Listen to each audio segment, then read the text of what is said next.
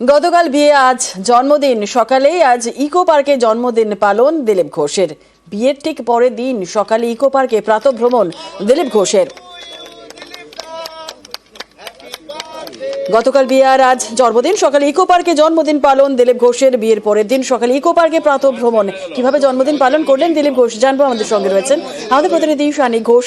শানিক, গতকাল বিয়ে আর আজ জন্মদিন, কিভাবে ইকো পার্কে জন্মদিন পালন করলেন দিলীপ ঘোষ?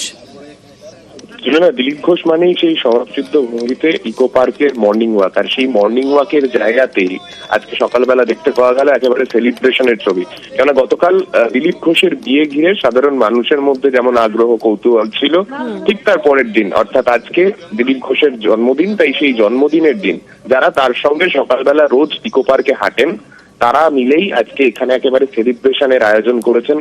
এখানেই কেক কাটা, তার পাশাপাশি খাওয়া দাওয়া সবই কিন্তু একেবারে সাত সকালে প্রাতঃভ্রমণকারী যারা রয়েছেন তাদের মধ্যে আজকে সকালবেলায় দেখতে পাওয়া যাচ্ছে।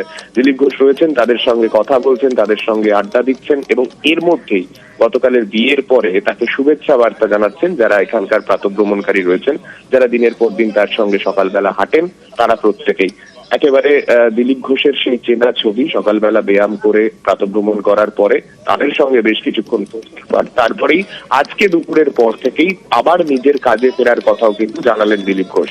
আজকে বিকেলেই তিনি খড়গপুর চলে যাবেন, এখনো পর্যন্ত কিন্তু তেমনটাই জানানো হয়েছে তার তরফে। ধন্যবাদ।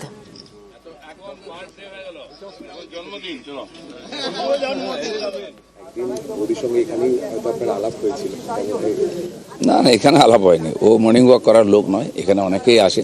উনি আমাদের পুরনো পার্টি কর্মী, আমার চেয়ে পুরনো। উনি 12 সালে রাজনীতিতে এসেছেন, আমি এসেছি 15 সালে। তো সেম তা নয়, সবার সঙ্গে দেখা হয়, দেখা সাক্ষাৎ হতো, আমার বাড়িতেও এসেছেন। তো বিয়ে করার ব্যাপারটা হঠাৎই এসছে পরিস্থিতির কারণে, আর সেটা হয়েও গেছে যথাসময়।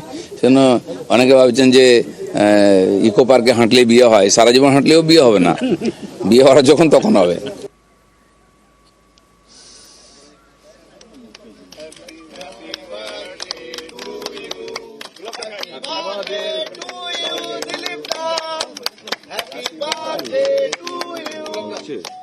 जो